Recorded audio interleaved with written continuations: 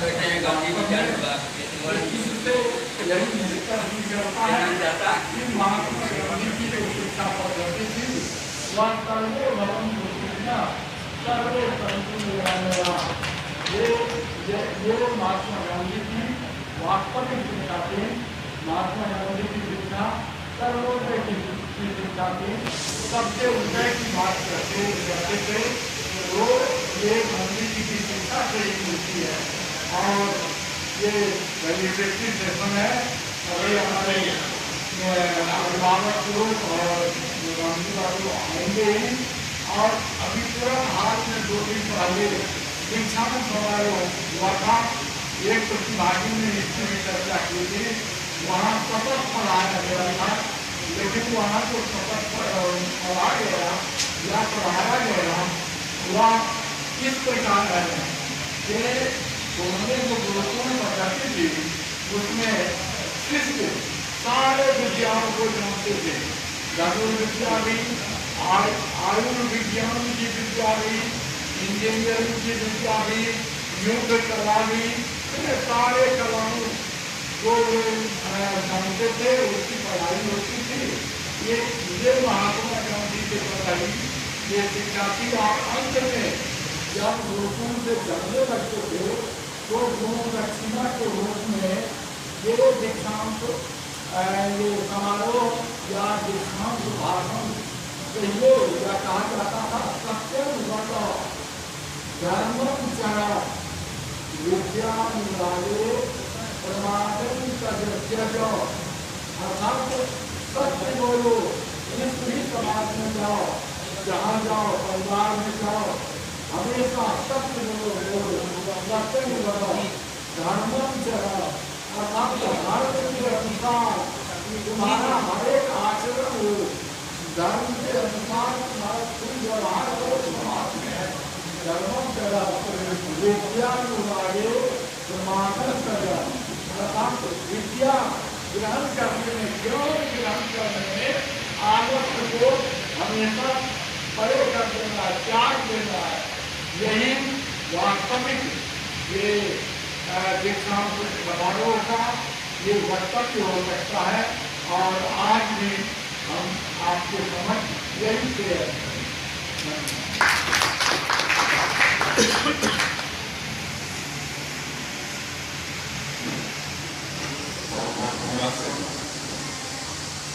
अब हम अनुरोध करते हैं स्नातकोत्तर नागरिक विज्ञान के माननीय अध्यक्ष डॉक्टर विजय कुमार राय जी से जुड़े मंच पर आए और अपने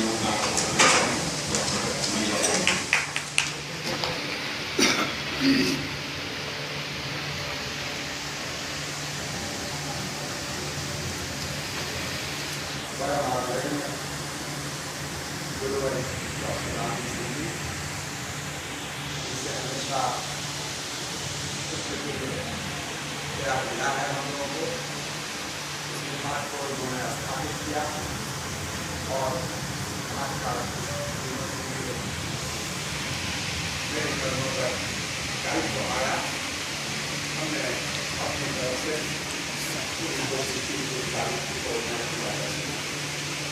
मेरे बड़े भाई डॉक्टर नारायण मंडल जी जो दे रहे हैं और मैं अपने बड़े भाई का सम्मान देता रहा हूँ और उसका स्नेह हमेशा मिलता रहा। सब भाई मेरे छोटे भाई की तरह हैं और हम लोगों ने बड़ा प्रेम रहा है। यहाँ परमानंद सिंह जी एक यशस्वी विद्वान में छात्र थे और उन्होंने मेरी मदद की आपको चलाने में। मैं उनका धन्यवाद ज्ञापन करने मैं उनके सरल कदमों पर विभाग का दायित्व छोड़कर राजनीति किया गया। मुझे पूरी आशा है, पूरा विश्वास है जो विभाग को हम सभी मिलकर चला सकता है। डॉक्टर मनोज कुमार जी, डॉक्टर स्वामी साहब, मेरे सहयोगी आनंद कुमार झा जी साल में बैठे राजनीति विज्ञान और गांधी विचार विभाग के मेरे छात्रों तथा अन्य डेलीगेट्स, मैं आपके बीच और राजनेताओं के बीच परिवार बनकर ज़्यादा देर तक खड़ा नहीं रहना चाहता, क्योंकि मैं उन्हें एक दौर से सुनना चाहता हूँ। अब ये प्रभु राहुल ने एक मेरे ड्रम पैदा कर दिया है, जब उन्होंने यह कहा कि गांधी और ग्लोबलाइजेशन, इंटीग्रेशन ऑफ इकोनॉमी और गांधी दोनों साथ साथ नहीं चल सकते। लेकिन मैं ये पूछ करना चाहता हूँ कि गांधी ने जो व्यक्तिगत कौशल निर्माण की शिक्षा दी है, हर व्यक्ति को कहा है कि अक्षर ज्ञान से शिक्षा नहीं आती, कर्म ज्ञान करो, कर्म ज्ञान प्राप्त करो, और हर व्यक्ति को सरकार नौकरी नहीं दे सकेंगे, इसलिए अपने आप को सामर्थ्यवान बनाओ, इस समाज में नेता न बनो, आत्मनिर्भर बनकर रह सको, और शिक्षा का उद्देश्य यही है कि वह व्यक्ति को अपने पैरों पर खड़ा होगा, सहारा देता है, और इसीलिए उसको सोचते हैं प्रधानों में अंतर उजागर करे। और गांधी अगर आज होते तो क्या वो कहते कि आप अपने लिए आईएन तैयार करते हैं, उसको छुपकर है। उन्होंने तो कहा कि दुनिया की है तुम्हारे लिए, और फॉरेनर्स कंपनी ये सारे रास्ते खुले रखो। और मैं कहना चाहता हूँ कि अगर गांधी होते तो आज की ग्लोबलाइज्ड सोसाइटी में हर व्यक्ति को इतना सशक्त बना देते, उनकी शिक्षा इतना सशक्त बना देती कि उसे अपने रोजी रोटी की चिंता नहीं रहती, और वह अपने आंखों के कौशल से भी अपनी रोटी कमाने के काबिल बने। मैं बहुत समय नहीं देना चाहता, मैं डॉक्टर रामजी राव को सुनना चाहता हूँ कि हमसे मैंने ऐसा कहा एक बंद पैदा कर दिया है।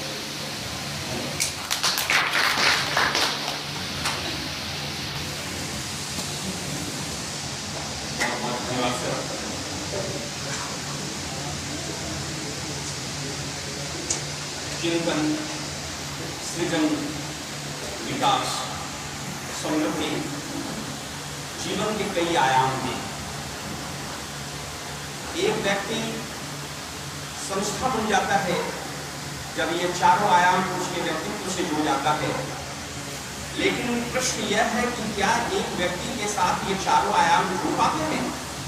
सामान्य समझ ये कहती है कि नहीं, लेकिन आज उस सामान्य अवधारणा को तोड़ते हुए आप देख रहे होंगे कि मंच पर हमारे अभिभावक डॉक्टर रामजी सिंह जी, जिन्होंने न केवल इस प्रदेश के मान को बढ़ाया है, राष्ट्रीय क्षितिज को सशक्त किया है, अंतर्राष्ट्रीय वैचारिक धारा में भी उनकी उपस्थिति हमेशा बनी रही है। हम क्षेत्र के इस महान सपूत को बिना विलंब किए हम अपने अभिभावक को आमंत्रित करते हैं, इस सदन को अपने ज्ञान गंगा में डुबकी लगाने का मौका दें। माननीय अभिभावक डॉक्टर रामजी सिंह।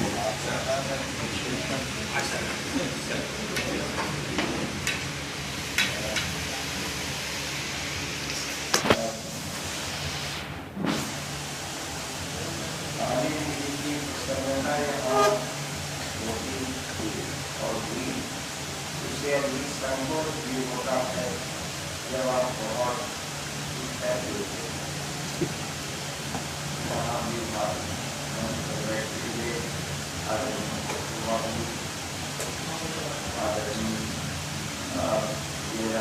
जो अभी तक बड़े संकट के समय में विभाग को जिंदा था।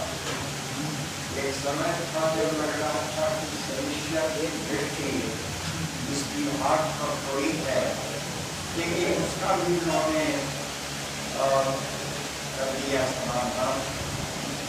और अब वो याद तो रहे हैं, लेकिन गांधी विचार उनको भूलेगा नहीं, और वो भी गांधी विचार पर ध्यान रखेंगे। उनके पिताजी जब ये निर्माण हो रहा था, इनके पिताजी प्रोफेसर हरिद्वार गए थे, वो भी इस विभाग के संचालन समिति के बड़े कितने सदस्य थे। कठिनाई आती थी हो जाएगा।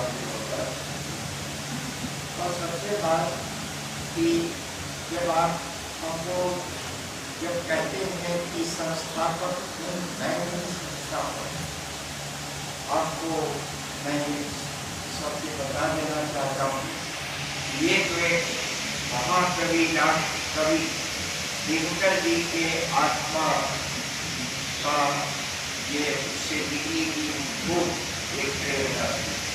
जब वो वाइस चांसलर होके यहाँ आए और उनके मन में हुआ कि कवि है वो तो जहाँ न जाए कवि, वहाँ जाए कवि। वहाँ उनको लगता था कि नई पीढ़ी में आप सब पहुँच गए, आप लोग नई पीढ़ी के सुंदर से सुंदर हो। वो नई पीढ़ी ने गांधी को देखा नहीं और हमने उनको वर्तमान पीढ़ी में उनको पढ़ाया नहीं, तो बेचारा इतना भी गांधी के श्रद्धा देश में है कि वह गांधी जीवित है, वरना गांधी को तो हमने निर्वासित कर दिया, गांधी के विचार को निर्वासित कर दिया, साधना को भूल गए, उसके संकल्प को हम भूल गए और केवल गांधी जी का नाम लेने में भी मैं वर्धा की बात कहता हूँ। वहाँ गांधी जी की इतना बड़ा वहाँ पर लगे हैं वर्धा में, इतिहास उसका साक्षी है। और वहाँ गांधी जी की मूर्ति बस 2 अक्टूबर को 4-5 आदमी आते, लेकिन दुनिया के किसी कोने में, चाहे चीन में जाइए, चाहे रूस में जाइए, अमेरिका में जाइए या अफ्रीका में जाइए, हमारी तो कम से कम हमको दूसरी कोई पहचाने, कौन जानता है कि MP है, ये सबका कोई सवाल नहीं होता, कोई जानता भी नहीं कि मिनिस्टर क्या है कौन चीज। लेकिन हम गांधी के एक पोस्टमैन के रूप में उनके पास हैं, यही मेरा आइडेंटिटी था। उस दिनकर को, राष्ट्रकवि दिनकर को इतनी वेदना से कहा है, जब उनकी हत्या की गई स्टेट में, इतनी वेदना थी उनको। 40 कोटि के पिता चले, 40 कोटि के प्राण चले, 40 कोटि भागों के आशा उज्जवल और प्राण चले। और कहते यह लाश मनुष्य की नहीं, मनुष्यता के सौभाग्य विधाता की, बापू की अर्थी नहीं चली, अर्थी यह भारत माता है। तो इसलिए हम कहते हैं कि आप दिनकर जी को याद कीजिए, जिन्होंने ये सोचा था कि विश्वविद्यालय की पढ़ाई हो, और अभी तक सरकार के चाहे अनचाहे इसी तरह से ये विभाग को जो चला रहे हैं, उनके मैं चरण बंधन करता हूँ। चाहे वो विजय राय जी हो, चाहे प्रभु बाबू हो जो पहले से ही थे, या और भी जो हों, अभी जो विभागाध्यक्ष प्रमुख हैं, उनको हम मानते हैं कि ये अवश्य के ऊपर एक बड़ी जवाबदेही। आपने जो ये क्या है सेमिनार किया है, उसका जो अदृश्य तत्व है उसके विषय में कोई नहीं था। वो अदृश्य तत्व है सब, ये जो हमारे सब जो है जो कि आपको भूल भी जाते हैं, क्या बात है,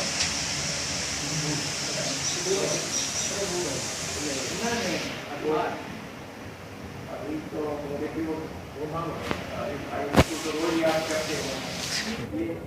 तो देखिए वो भी इसके पीछे इतनी कम समय में इतने अधिक पत्र आपको प्रस्तुत किए हैं कि बहुत बड़ी चीज, और इसको मैं जल्दीबाजी में हुई है, लेकिन आपने बहुत अच्छा किया। अब जहाँ तक विषय का सवाल है, हम इतने विषय 25 साथी बोल चुके हैं, अपना सारगर्भित अपना विषय रखा है, उस पर बड़े बड़े लोगों की आलोचना हम क्या कर सकते। लेकिन ये शब्द जो है, जो कहा है स्वदेशी, आप बराबर में सोच रहा था कि इसका क्या ट्रांसलेशन क्या होगा। स्वदेशी का ट्रांसलेशन अंग्रेजी में नहीं हो सकता। गांधी जी ने 3 शब्द दिए। एक दिया है सेल्फ सफिशिएंसी, सेल्फ रिलायंस और सेल्फ सपोर्ट। ये 3 शब्द गांधी जी ने दिए, लेकिन फिर भी स्वदेशी का वो पूरा अर्थ नहीं दे सकता। स्वदेशी एक भावना, मेरा मन हो स्वदेशी, मेरा तन हो स्वदेशी, और जरूरत हो मेरा कफन हो स्वदेशी। ये आप लोग वो दृश्य देखा नहीं है 1942 का। हम तो जब बचपन में थे, आपको किस्सा कहते हैं कि जब हम पेंसिल लिखते थे तो एक जेनस नाम का पेंसिल हुआ करता था, जिसमें देने से थोड़ा वो रंग देने से रंग हो जाता, तो लेकिन हम लोग की दूसरी टूट जाती थी, जो हिंदुस्तान की बनी थी उसी को लेते थे और उसको नहीं देते, अच्छी हो खराब हो।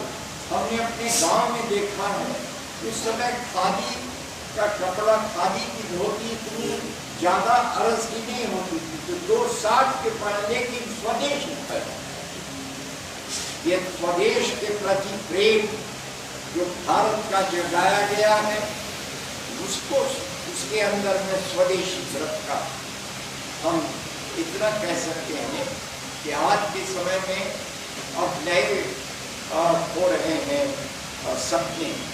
अब जो नेशनलिज्म की कंसेप्ट है वो स्वदेशी का उससे बहुत ज्यादा आगे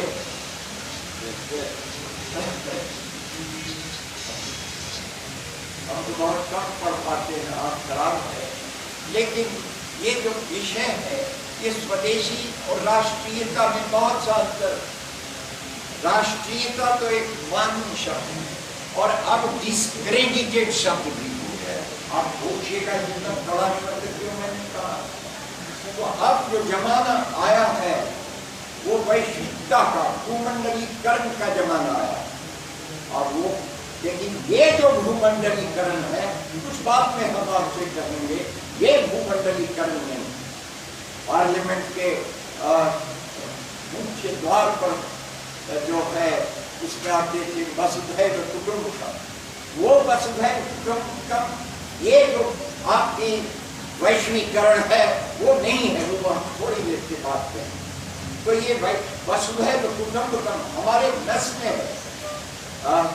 इसी के लिए माता भूमि पुत्रो अहम पृथिव्या, ये सब हमारे हृदय में, इन्हें सब कुछ अहम ब्रह्मास्मि। तो ये जो वैश्विकता है, ये समूचे संसार को अपना परिवार समझना, ये भारतीय संस्कृति का प्रथम चरण है। इसीलिए आप देखेंगे कि वो जो वैश्विकता है वो तो अलग चीज है। हम लोग गांधी जी का एक उदाहरण देते थे, एक विजय बाबू जानते होंगे, एक एशियन रिलेशन कॉन्फ्रेंस हुआ था सूरजकुंड में, दिल्ली में। तो वहां पर समूचे जगह की, उसी समय भारत की स्वतंत्रता के साथ, याद रखिए, भारत की स्वतंत्रता अकेले भारत की स्वतंत्रता नहीं थी, बल्कि एशिया और अफ्रीका के सभी राष्ट्रों की स्वतंत्रता और हुई। ये ऐसा हम लोगों ने देखा। इसीलिए हमारी स्वतंत्रता में किसी के आक्रमण की कल्पना नहीं। यानी समझ कहते हैं कि हम लोग जब गाते थे वो गीत झंडा का, विजयी विश्व तिरंगा प्यारा है, तो ये जो है हमारे हृदय में, ये नहीं कि इस राष्ट्र को हम ये करें, इसको हम अपने अंदर में करें। देश विजय की नहीं कामना, आत्म विजय है, इससे ही उसके चरणों में नत होता चलेगा।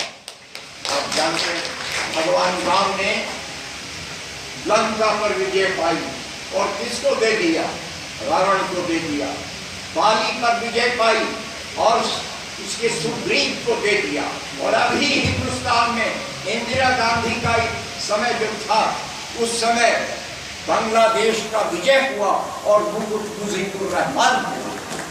यह है भारत की विशेषता, उसकी राष्ट्रीयता संकीर्ण राष्ट्रीयता नहीं है, उसकी राष्ट्रीयता वैश्वीकरण के मार्ग में एक चरण है।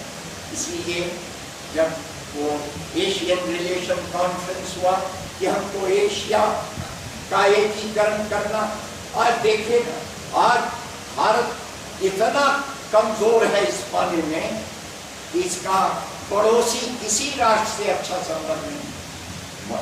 नेपाल जो हिंदू राष्ट्र कहलाता, तो वो है नहीं हिंदू राष्ट्र और साफ उसने समाप्त कर दिया संविधान में। वो भी उससे भी अच्छे संबंध है, अभी भी तनातनी हो गई बहुत मुश्किल से। लंका से अच्छे संबंध नहीं, ये अगल बगल के राष्ट्रों से, पाकिस्तान से तो नहीं ही संबंध है। ये सारा इसीलिए जो है, हमको लगता है कि आज के भारत के राजनीति विज्ञान में उसको गांधी का कुछ सोचना पड़ेगा कि वो कहाँ तक व्यावहारिक है नहीं है। तो एशियन रिलेशन कॉन्फ्रेंस में मैं कहते वो भावना आती है तो मैं आगे बढ़ जाता हूँ, लेकिन सोचता हूँ कि आपका भोजन तैयार है, आपको भूख लगी है। तो जानते हैं वो जो एशियन रिलेशन कॉन्फ्रेंस में संवाददाता गांधी जी गए थे Asian relation conference, Pandit Nehru का सपना था, उन्होंने बुलाया और वहाँ गए तो कहा कि mister Gandhi, what is your views about world government, यानी समूचा राष्ट्र, समूची दुनिया का एक राष्ट्र हो जाए। राहुल सांकृत्यायन का नाम सुना होगा आपने, राहुल सिंह सांकृत्यायन बौद्धों के सारे त्रिपिटक जो लाद कर लाए थे, कितने बड़े विद्वान थे हम नहीं कह सकते। वो ठीक है, साम्यवादी विचारों से कोई हमारा मतलब नहीं, लेकिन राहुल सांकृत्यायन की एक किताब है 22वीं सदी।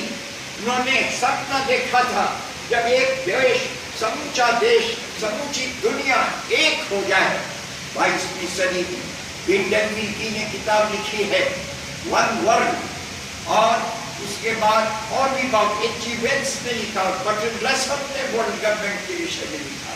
तो ये सारे लोग अब जो है 21वीं शताब्दी, ये नेशनलिज्म का ये समय नहीं रहा और नेशनलिज्म को परिवर्तित करना होगा, क्योंकि ये जो आज जिस हमारे सामने ये परमाणु आयुध इतने ज्यादा हो गए हैं कि अगर जरा सा स्लिप हुआ और अगर वो आणविक युद्ध हुआ तो संपूर्ण प्रलय हो जाएगा। इसीलिए विश्व सरकार, वर्ल्ड गवर्नमेंट एक नेसेसिटी है, वो कोई फैशन की बात नहीं है। वो जैसे सुकरात ने कहा था, I am neither an Athenian nor a Greek but a citizen of the world. तो हम विश्व नागरिक हो। ऐसी समय हम मंगल में जा रहे, स्वेतलाना और जो विलियम सुनीता ऊपर गई, एक तो चावला तो कल्पना चावला तो मर गई, लेकिन दूसरे मंगल ग्रह में जाते हैं, चांद पर हमारा आदमी गया और दूसरी जगह पर जा रहे हैं। तो हम सोचेंगे हम हिंदुस्तानी, हम पाकिस्तानी, हम अफगानिस्तानी, ये नॉनसेंस है, ये डायनेमिक्स खत्म हो जाएगा। इसीलिए गांधी को पूछा कि आपका विश्व सरकार के बारे में क्या करें, क्या आपकी क्या करें?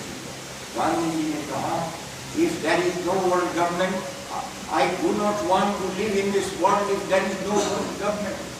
बिना विश्व सरकार, विश्व स्तरीय वैश्विक, कम से कम अगर हम समूचे नक्षत्रों को अपने चीज में नहीं ले,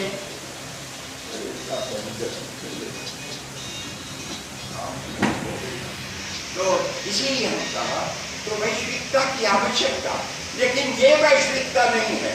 हमारे विचार अलग हो सकते हैं, लेकिन ये जो वैश्वीकरण है, जरा इसको हम आपको साफ कर देना चाहते हैं कि ये वैश्वीकरण सुकरात का वैश्वीकरण नहीं है, वो भारत का वैश्वीकरण नहीं है, विंडन बिल्की और बर्ट्रैंड रसल का वैश्वीकरण नहीं है, ये राहुल सांकृत्यायन का वैश्वीकरण नहीं।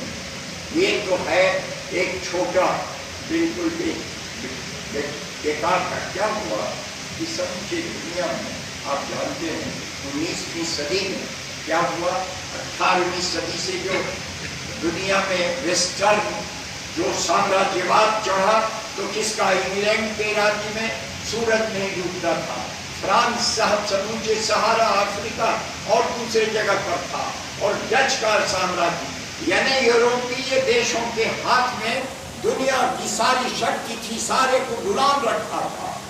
लेकिन भारत के स्वाधीनता के साथ साथ जब अफ्रीका और एशिया की गुलामी खत्म हो गई तब, और समूचे विश्व की भी गुलामी खत्म हो गई, तब उनके सामने एक हथियार के रूप में ये ग्लोबलाइजेशन आया।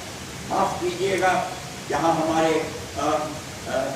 परमाणु में बहुत सजग हैं और वो बहुत, लेकिन वो इकोनॉमिक्स कहाँ का है, आदम स्मिथ और रिकार्डो और मिल का इकोनॉमिक्स, मार्शल का इकोनॉमिक्स, या मान लीजिए पीगू का इकोनॉमिक्स और जेम्स का इकोनॉमिक्स नहीं।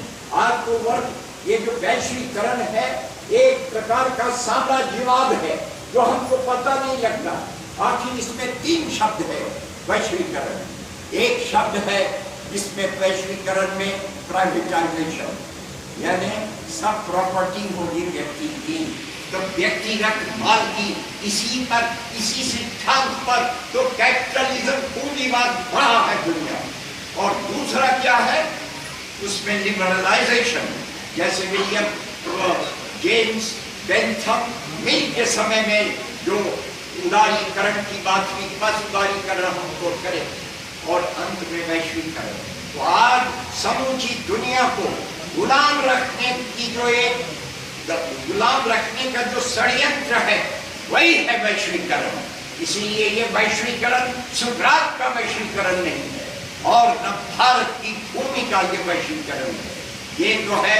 और इसीलिए जानते हैं अभी जब उनका हुआ कोपेनहेगन में कॉन्फ्रेंस हुआ, इकोलॉजिकल डिजास्टर है, उसके बाद क्योटो में हुआ, उसके बाद और जगह में हुआ, G20 का हुआ, कहते कि हाँ जानते 43 डिग्री आपके बिहार की गर्मी है, अगर इस तरह से गर्मी रहेगी क्या हालत होगी। ये समूचा इकोलॉजिकल क्या हो गया है, ये सारा जो पर्यावरण के संकट की ओर आपने दिलाया है ध्यान, वो कितना गंभीर संकट है, वो परमाणु बम से 100 गुना ज्यादा बड़ा संकट है। ये समझिए पर्यावरण का संकट क्या है। सूरज की छतरियों में, ओजोन की छतरियों में छेद हो गया, वो जहरीली वर्षा हो रही है, पानी समुद्र का पानी गर्म हो रहा है, पृथ्वी गर्म हो रही, आदमी बचेगा क्या। यहाँ तो आज भी अब पानी थोड़े दिन के बाद मिलने वाला नहीं, से कहीं सब हो गया। इसलिए लेकिन कहते हैं समूचे वैज्ञानिक कहते हैं कि क्या करो, इसका क्या उपाय, क्या करो। गांधी नहीं कहे, भूल जाइए गांधी को कि गांधी ने कपड़ा पहना इतना, वो लाइन्स क्लोथ, एक बहुत किस्सा कर देते हैं आपको। गांधी जी तो जानते हैं समूचे भारत को पहले एक वर्ष देखने के लिए आए, जब सब साउथ अफ्रीका से आए तो उनके गुरु गोखले ने कहा कि पहले देखो तो तब उसके बाद कुछ अपना करना कुछ। तो देखे तो एक जगह गए, आंध्र प्रदेश में वो जगह है, और वहाँ जब गए गांधी जी तो कहा कि मैं महिलाओं से भी मिलना चाहता हूँ, क्योंकि स्वतंत्रता होगी तो उनकी भी तो होगी। एक महिला है, गांधी जी का और लोग हैं तो भेज दो। तो दूसरे को आने में करीब 15 मिनट लग गया। गांधी जी का 15 मिनट क्यों लगा? बाबू हम लोगों ने बाहर जाने के लिए केवल एक साल अगर एक साल हम इसीलिए सोचते हैं तो दूसरे काम किया। उस दिन से गांधी जी ने लॉयंस क्लॉथ इतने आधे का और बिना सिला हुआ कपड़े का व्रत लिया था। और जानते उस आदमी के साहस, विनम्रता को देखा। एडवर्ड सिक्स की शादी थी, निमंत्रण था गांधी जी को, गांधी जी गए वहां और बहुत प्रेम से अपना सौदा कुछ अपना उपहार लेके गए। हाथ पीना हुआ, यहाँ चादर थी तो इस मैजेस्टी जो वहाँ राजा थे, महाराजा, उन्होंने कहा mister Gandhi why you are so in black, Gandhi ji आप इतना कम कपड़ा के पहने हुए। देखिए गांधी का साहस, कहता है योर मैजेस्टी महामहिम, अरे आपने सारा कपड़ा पहन लिया तो हमारे लिए बचा नहीं क्या। ये है गांधी की विनम्रता और गांधी की दृढ़ता, और इसीलिए इसमें सारा। तो गांधी ने कहा था अपनी जरूरत को कम करो, और आज समूचे इकोलॉजिस्ट यही कहते हैं कि हमको अपनी जरूरत को कम करना चाहिए। अगर नहीं करेंगे तो पर्यावरण के संकट को ब्रह्मा विष्णु और महेश भी खत्म नहीं कर सकते। ये है तो कैसे हम अपने करेंगे। गांधी ने अपनी बात कही, वही महावीर ने कही, वही बुद्ध ने कही, सब लोगों ने कहा। आप जानते हैं जो वेस्टर्न कंट्रीज में होटल से जितनी बर्बादी जाती है, अगर वो दे दिया जाए तो बहुत देशों के अन्न संकट खत्म हो जाता है। हम अपने जीवन को देखें कि हम दूसरे की कितना पड़ता। आज कहा ना विकास की बात, विकास तो एक षड्यंत्र है। वर्मा बाबू, विकास किसका विकास है? आप सोचिए, विकास अर्जुन सेन गुप्ता ने क्या कहा कि हिंदुस्तान में 78 करोड़ लोगों की दैनिक औसत आमदनी कितनी है? 18 रुपए। तो विकास किसका है? विकास मुट्ठी भर 10% या ज्यादा से ज्यादा 25% ये बिजली का पंखा का स्वाद खाते हैं, बाकी तो यही उमस में लोग रहते हैं। इसलिए विकास कहां से होगा? तो विकास होगा अंत्योदय से, अंतिम व्यक्ति से होगा।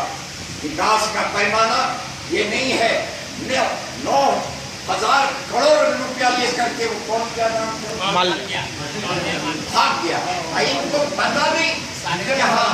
और गरीब किसान का पानी है तो गरीब किसान का एक थोड़े से नहीं मालगुजारी दिया तो हाथ बांध करके ले जाते, और वहाँ 9,000 करोड़ रुपये बैंकों से, राष्ट्र के हमारे पैसे बैंक से सरकारों के चलते वो लिया उसने और भाग गया। इसलिए सवाल ये है कि आज विकास मुट्ठी भर लोगों के विकास, इसलिए इसके संबंध में थोड़ा आपको विचार करना होगा कि जब हम वैश्वीकरण की बात करते हैं कितना बड़ा धोखा है वैश्वीकरण, और विकास भी कितना बड़ा धोखा, जिसको जरा गहराई से, इतना जल्दीबाजी की गहराई से, आंकड़े से प्रोफेसर हम लोग हैं, हम लोग जो कहते हैं आंकड़ा तो सही आंकड़ा लेना चाहिए हमको, इसको कर सकते हैं। अब इसलिए इस सिलसिले में आपने शिक्षा की प्रक्रिया और शिक्षा में स्वदेशी क्या क्या, हमने पूछा कि क्या है, तो शिक्षा में स्वदेशी का करण कैसे हुआ? गांधी जी ने 1921 में पहला सहयोग आंदोलन किया, आप जानते हैं।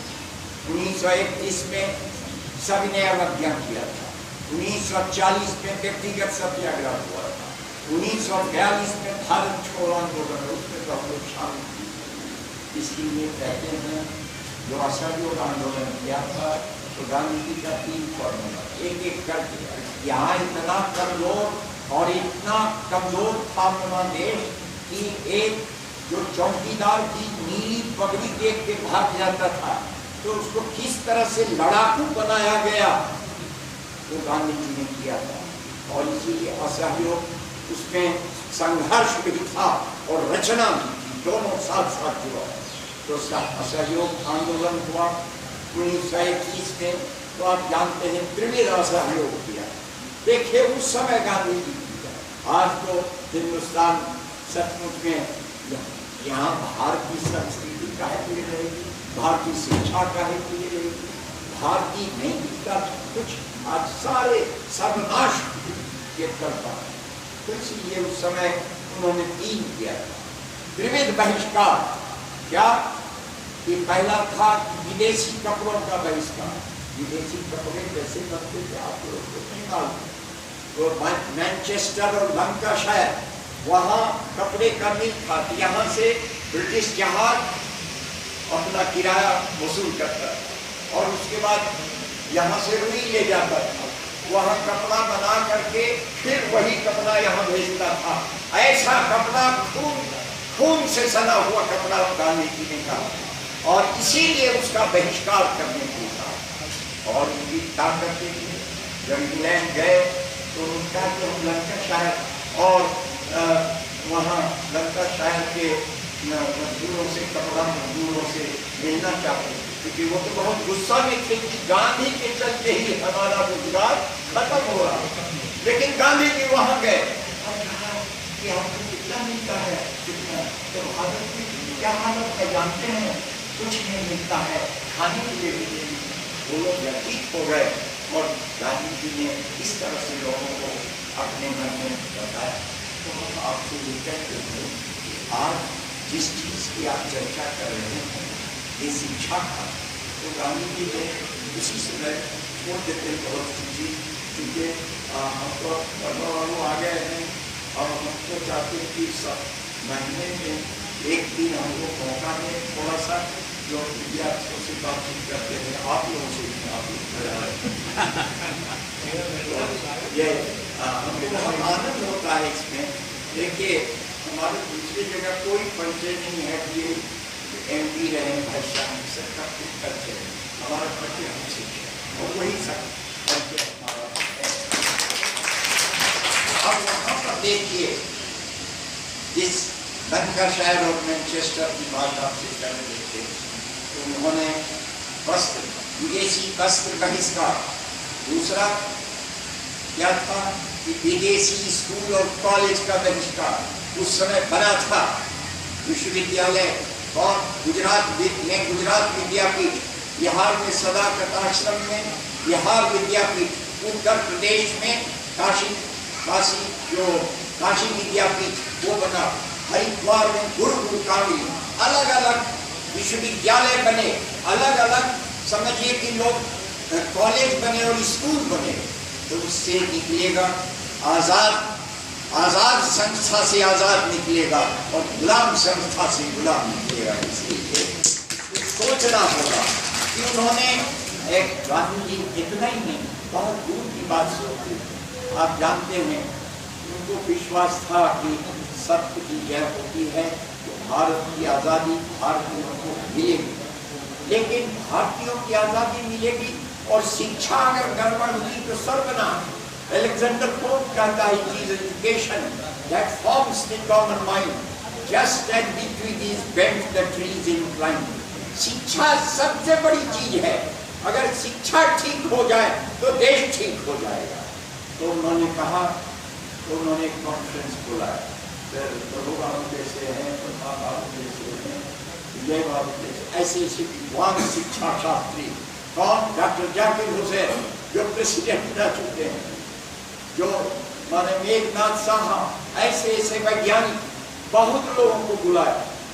कहा कि एक आपके देश तो आजाद होगा, लेकिन देश के बाद अगर गुलाम शिक्षा रहेगी तो कैसे होगा।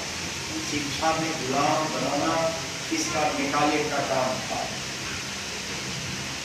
इसको हम आप जानते हैं या मुट्ठी भर अंग्रेज 7 समुद्र पार से यहाँ करता था तो खून खराबी नहीं होती। आज तो लालू जी के समय, चाहे नीतीश जी के समय, चाहे कांग्रेस के समय खून खराबी कितनी हो रही। कोई प्रशासन पर अपनी पकड़ नहीं है सरकारों, और वो वहां से बैठ के कितना वो था। 57 की लड़ाई की तलाशी का जिक्र हुआ तो हिंदुस्तान हार गया, बड़ी बहुत परेशानी से।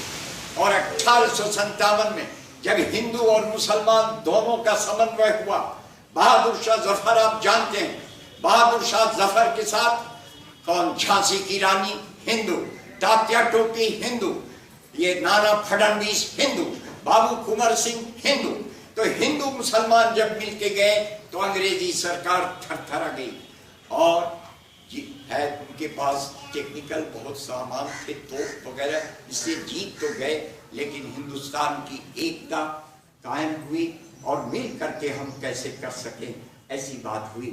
और इसी के संबंध में आप जानते हैं कि क्या एक लॉर्ड मैकाले का नाम सुना है, ये जो सबसे बड़ा अंग्रेजी सरकार और अंग्रेजियत, अंग्रेजी शिक्षा, ये सबको हिंदुस्तान में लादने का बड़ा श्रेय उस लॉर्ड मैकाले को।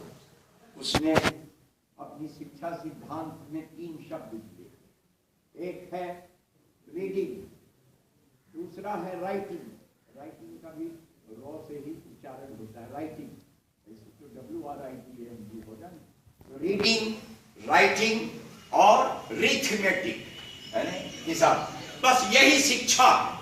तो ये शिक्षा में नैतिकता नहीं है, राष्ट्रीयता नहीं है, प्रेम नहीं है, तो ये शिक्षा लाई।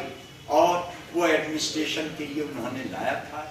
उसके बदले में गांधी जी सोचे थे जब तक इस शिक्षा को हम खत्म नहीं करेंगे तब तक देश का संस्कार बदलेगा। और तब वो जो वर्धा में जो बुलाया शिक्षा की गोष्ठी बुलाया, तो उसमें वो जब आए लोग तो कहा कि बापू आप तो चिंता तो ठीक है कि देश आज़ाद हो जाएगा और शिक्षा पद्धति वही रहेगी सड़ी हुई तो गुलामों की, तब तो हम गुलाम रहेंगे मानसिक रूप से। तो बताइए क्या करें? कहा कि नहीं, हम तो पढ़े लिखे नहीं हैं, आप लोग पढ़े लिखे ज़्यादा हैं। गांधी जी ने कहा आप लोग कीजिए। कहा नहीं, कुछ तो आप बताइए। तो कहा देखिए 2 बात रखिए, 2 बात ध्यान रखिए, हम तो बेशी पढ़े लिखे, कॉलेज में हम पढ़े लिखे नहीं हैं, बैरिस्टर तो दूसरे तरह से होता है, इसीलिए तो 2 बात क्या कहा कि अच्छी शिक्षा के लिए 2 चीज़ें रखिएगा, जहाँ तक हम समझें।